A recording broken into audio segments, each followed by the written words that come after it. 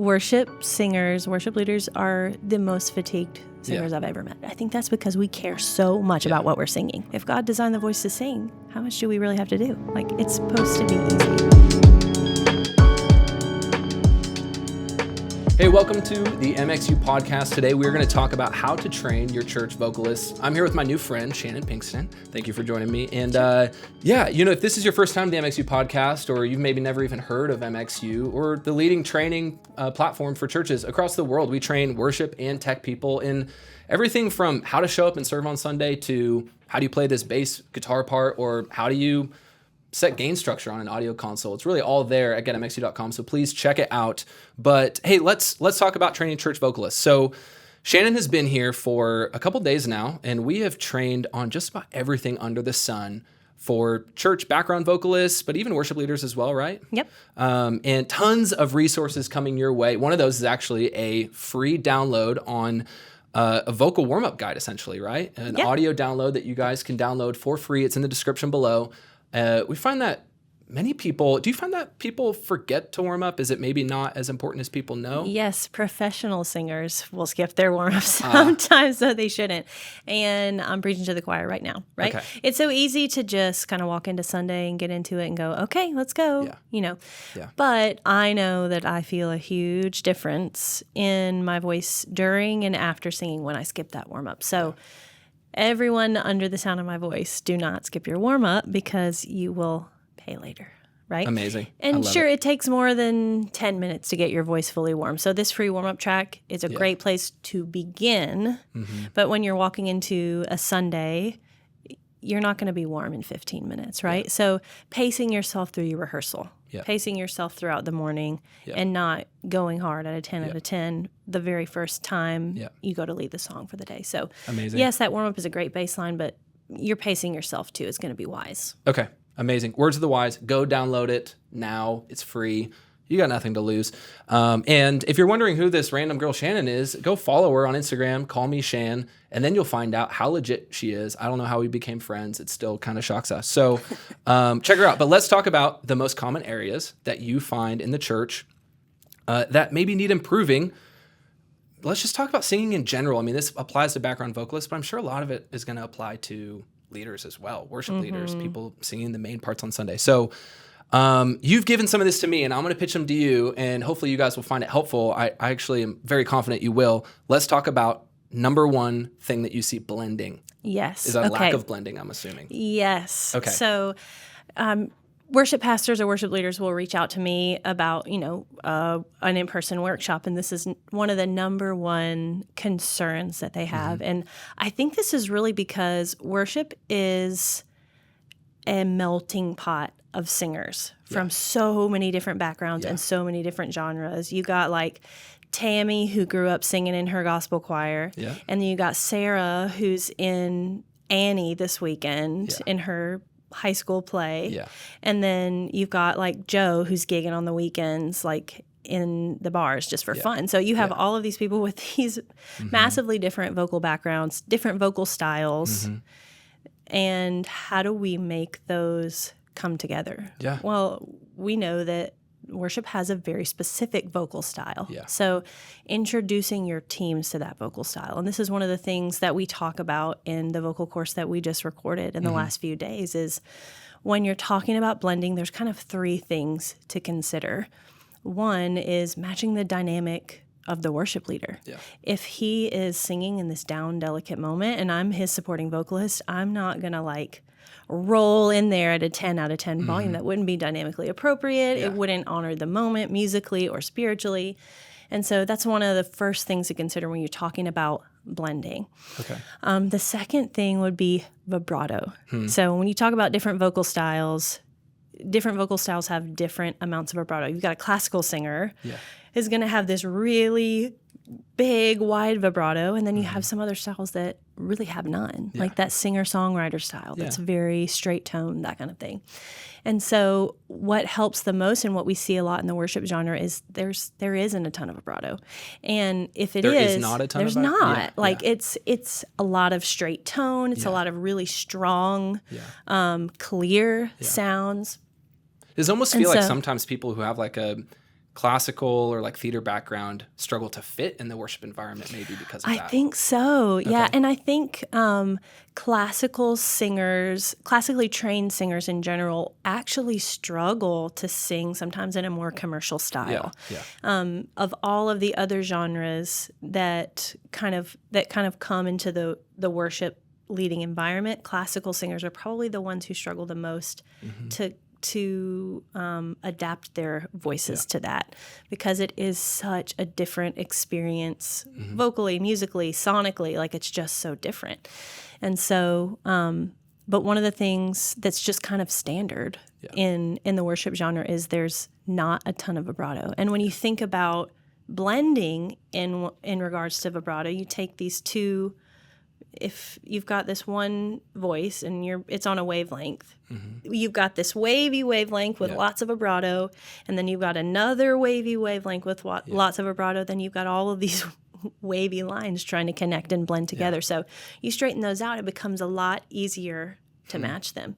And so that's one of the best things a supporting vocalist can do is roll away that vibrato and support your worship leader with a consistent, straight tone. Yeah. I often hear from folks, well, if we're singing into microphones and there's someone mixing it front of house, do we really need to like blend volume and like almost how aggressively we're singing into the mic? Does that apply here too? Like, yeah, I'm so glad you brought that up. I see vocalists will try to mix themselves quite a lot. When it comes to mic position, they'll pull the mic really far away if they feel like their voice is too loud, or they'll pull the microphone, they'll almost put it in their mouth. And like that's an very attempt close. To maybe blend, I'm assuming? Right. Yeah. And I think it could be an in-ear issue. In some environments you don't have in-ears. You might have wedges or monitors on the stage in front of you. But one of the best things that you can do is to let your front of house person do the mixing. And if you're holding the microphone properly to your mouth and you can't hear what you need to hear, make adjustments in the monitors or in your in-ear monitors. You're not doing yourself any favors by just riding the mic. That's one of the things that we end up talking about a lot at workshops when it comes to blending is like using the microphone properly is the first step to that. It's not always just volume control. No. That's what people, I think, oftentimes think blending is like I'm mixing. Loud or soft. Yeah. And so, man, that's really helpful. Okay, moving on from blending, dynamics. Let's talk about dynamics for a second. And we've actually even touched on some of this already. A note that I have about blending that also kind of bridges into dynamics too, like if a lead vocal is sitting on top of the mix or is sitting on top of everything else, a vocalist that is blending, kind of one thing to think about with that is tucking your voice underneath. It doesn't mean that you're shrinking your voice back or changing, the sound of your voice, but it's more so tucking it up underneath so it supports, like the name, supporting vocalist. But so dynamics. These two kind of go hand in hand. Okay. When people come from different worship genres, or if they've never been in an environment where they're using microphones before, I think there's just a lack of understanding and maybe a lack of awareness. It's not very musical to sing at a 10 out of 10 from the very first note, right? And so we talk a lot about leaving room to grow. When you start out in the song, if I'm singing so loud and so strong from the very beginning, like I have nowhere to go musically. Like I'm at my ceiling musically, and I've got nowhere to go. So one of the things that we talk about a lot in workshops and that we've talked about here in the course that we just created is leaving room to grow.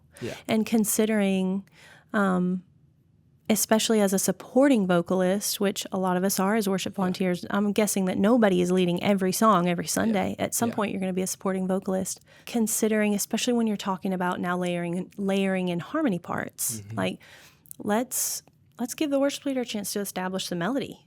Especially if this is maybe a new song you're introducing or an original song you're introducing. Let's establish that melody. Let's start it from a place where we have room to grow. And then maybe verse 2, chorus 2, this is going to be different for every song and every team. Then we start adding those dynamic layers. We start adding more volume, more articulation, and these tools that help it, more harmonies. that are wider and fuller.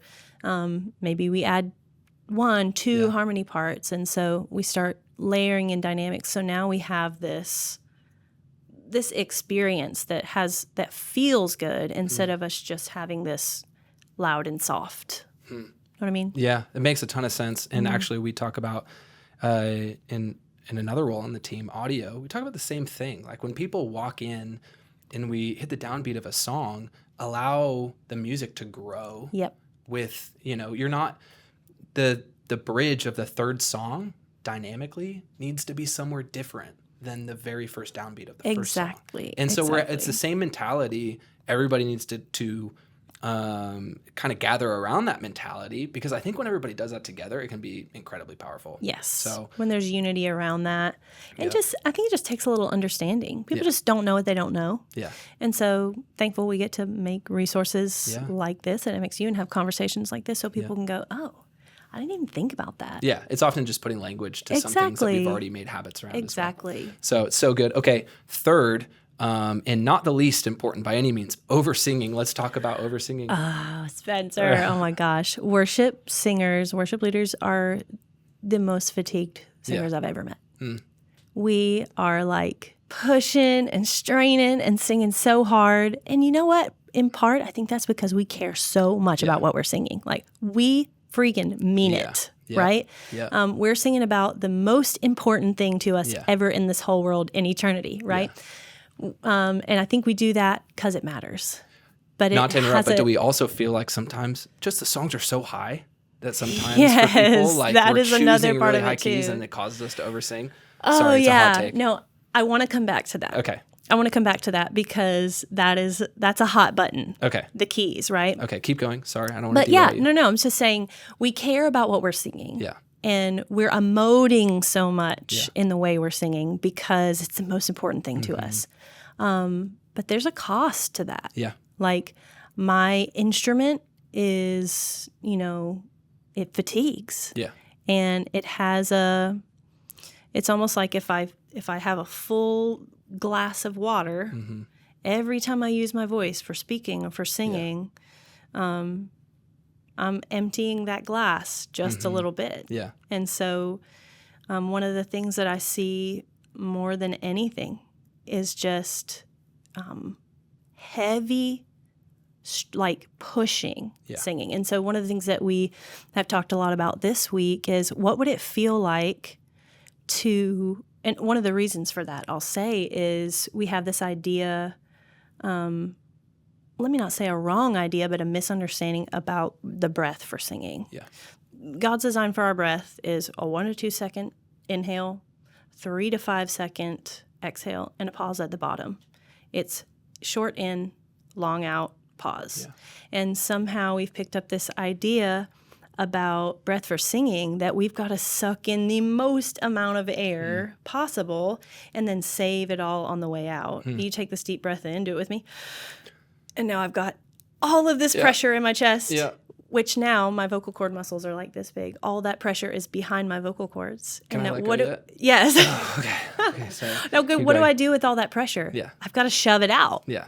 And so that leads to what happens is all that pressurized air behind the vocal cords, you go to sing or you go to phonate or you go to talk, and it's pushing so aggressively through those vocal cords that it's causing them to separate, which causes a loss of clarity. You're going to hear an airier sound when you go to sing, and it's also going to fatigue the voice very fast. Okay. Think of it as like going to a football game and like yelling for your team for an hour. We just got to count the cost with how we're using the voice. So one of the things I talk to singers about a lot, if I notice them over singing, is like, hey, do you need that much air? Yeah. I ask a lot of questions. I won't say like, stop doing this or you're doing that wrong. It's like, hey, do you need to take that size of a breath? And they'll go, well, maybe not. Sometimes I'll do an exercise with them and I'll say like, take a deep breath in, blow all of your air out, and then sing that exact same phrase. And every time they can get through the entire phrase with what they perceive to be empty lungs, which we know was not. So more often than not, we need so much less air to accomplish the vocal task. And overfilling is one of the things that leads to this oversinging and this pushing. So that's the first thing we tackle in lessons and in workshops when I see a singer who is just like barreling at a 10 out of 10, pushing so much, is I'll say, hey, take a smaller breath in, and then instead of feeling like you have to come behind this phrase or this note and push it out, what would it feel like to take a normal breath in and then just release it? Yeah. Open up and release. And then what you get is a freer sound and a more effortless sensation for the singer. And it's an adjustment. Yeah. For sure. And the funniest thing is we'll go through this with my students or in workshops, and they'll look at me and go like, that's too easy. This can't be right. Yeah. I'm like, no way. Like my whole experience with singing has been just full of effort and full of strain. And like, you're telling me that it's supposed to be effortless? Yeah. And I'm like, yeah.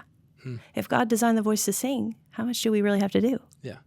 Like, it's supposed to be easy. And so that's always like this. Like, it just kind of blew my mind, honestly. I led worship for many years, and I'd never had somebody say, take a smaller breath. So, no, it's so outside of the conventional thinking for singing. Yeah. But it's God's design. And when we cooperate with that, things get way easier. Way, way, way easier. And so that's one of the biggest things with oversinging and pushing. And when you're trying to correct that, addressing the breath by way of just taking a small and observing the size of the breath you take when you go to speak. Yeah. Yeah. It's Makes a ton of negligible. sense. Yeah. Wow. That is incredible. Very wise. I want to circle back for a second because sometimes we talk to people who struggle with oversinging, and it's just clearly the way God has designed their voice, there's certain songs that just, they should not sing in certain keys. Yeah, you're right. Do you see you're that right. pretty I'm so often? glad we circled back to that because I said, help me remember that. And you did. Thank you. One of those things that I don't know why people think we get jewels in our crown for singing it in the original key. Like, voices are like snowflakes and not one of them is alike. And so that's one of the things that I see a lot in my students and just singers in general is like it's natural for us to imitate what we hear, and it's hard not to because that's how we learn to speak. We hear our parents talk and we talk the way they do, and so I think we bring some of that into singing accidentally as well. But then what you get is that imitation becomes a limitation. Because naturally, my voice doesn't do what Spencer's does, and Spencer's voice doesn't do what Shannon's does, and so on. And so when I try to make it do that, I subtract some freedom from it. And so I think choosing a key is one of those places where we tend to want to imitate, and we think like, if I can sing this in the original key, like I am just doing great as a vocalist, right? But if it doesn't feel easy, why? Like, you don't get a trophy. Yeah. There's nobody's handing out awards for singing this thing really, really high. Yeah. And, the worship genre is a rangy genre to sing in. I mean, you're going to be all the way down here or all the way up here, right? And so there's a few things to consider when you're talking about choosing a key, and your voice type and your vocal range should be one of them. Yeah. Other things to consider are like, what are the other songs on my set? Does this key make sense to flow out of this song and into this song? Yeah. Is this a key that my musicians can play in comfortably without making too many mistakes? But so it's worth it addressing that yes. and being honest about it. Because I think sometimes people too are like, well, so-and-so led the song 3 weeks ago and they were able to do it in that key. So then I need to be able to. Yeah. Right? And it's like, they can hit a B2 and you can't. Yeah, I don't know. And that's and just that's how a you're whole, designed. Yeah, and that's a whole other monster to tackle. Like, why is it better for me to sing this high note than it is for me to sing this note? And the answer is that it's not. Yeah. So if you notice yourself having those thoughts and comparing yourself to other vocalists, like take the high down off the pedestal because it's just a sound. Yeah. Yeah. And this sound, it's so silly when you think about it. Like, why is a higher sound perceived to be better than a lower sound? That's just that's so ridiculous. And so when you look at it like that, And you can kind of put yourself in that perspective. You can go like, oh, wait a minute. Like, I can have a strong, healthy, clear, stable voice. Yeah. No matter what note I'm singing. That should be the goal. Yeah. Not the high Yeah. or the low, but strong, healthy, clear, stable. Yeah. Makes a Free. ton of sense. And it's a little bit disconnected from Oversinging, but the same applies for like songs that are too low. You know, like if you're getting up there and you're like, I take the bread of life, you probably like need to change the key of the song. And I'll say this too, like it's not wrong to want to work towards stretching your range, but we also need to have the self-awareness and, you know, and the reality check that like, okay, today on Friday, my voice is not doing this. Yeah. You know what I mean? I'm going to work towards this because I want to be able to sing this note. Yeah. And I want to be able to sing this low note down here. But today, I don't got it. Yeah. And that's fine. Yeah. Let's just adjust. That's very good. A bonus question. Can your voice still get tired even when you're singing correctly? Yes. Very good. Yes. I've often asked this as well. People are like, I don't think I'm oversinging, but my voice is so tired. I'm like, you might not be oversinging. You might just be tired. Maybe call it a day. Remember that water glass I was telling you about? Yeah. Good, bad, or ugly habits, it's still a tiny, two tiny muscles, and they get tired, just like the rest of your muscles do. Like you can go to the gym and have perfect form, but your muscles are still going to fatigue after a certain amount of use. And so that's where I think, you know, being wise about your pace is smart. If you're in an environment where you have a Wednesday night service, a Thursday night rehearsal, a Saturday night service, a Sunday morning service, like be wise. How are you using your voice on Friday? How are you using your voice on Tuesday night? Yeah. Are you drinking water the days leading up to that? And so, I mean, caring about it, you know, rather than just like, I'll be fine. Maybe in your 20s. Yeah, maybe. Yeah. Not so much later on, right? Killer. So, well, hopefully that's encouraging for some of you out there who are like, I'm tired, I must be oversinging. Maybe you're not. Maybe, well, we'll actually talk about that in a second. So moving forward, going beyond this and just the amazing wisdom you've provided in just a few minutes, but there's so many resources out there. Okay, first, obviously, MxU. We just recorded a ton of training with Shannon, available on the MxU platform, really for your volunteers, because oftentimes what we find is that it's hard transferring some of that knowledge once you've figured it out as a leader. Okay, now how do I go tell my whole team about this? How do you create that culture and pass that knowledge down in all areas, right? It's not just around singing, it's around musicianship, audio, video, lighting. That's what we do, and we're so passionate about it. That's why we're shameless about talking about it. So check out MxU, getmxu.com. I think we'll link to some of the courses we shot with you in the description as well, so check those out. Let's talk about in-person workshops. This is something that you do. Yes. And I would love to hear more about it. And for all of you out there, this is a fantastic resource to potentially check out as well if you're looking for another set of eyes to maybe help you evaluate where you're at or your team and help you guys move forward. So tell us about that. Okay. This is one of my favorite parts of my job, and that's that we go in person to churches and we do in-person workshops with vocal teams. And, you know, we've done all sizes from 8 to 100 people. And so what that usually looks like is we'll come in on a Saturday from 9 to 12 and we do 3 separate sessions. The first one is very teaching heavy. We're talking about things like the different vocal registers. So what's my chest voice? What's my head voice? How do I warm up? How do I cool down?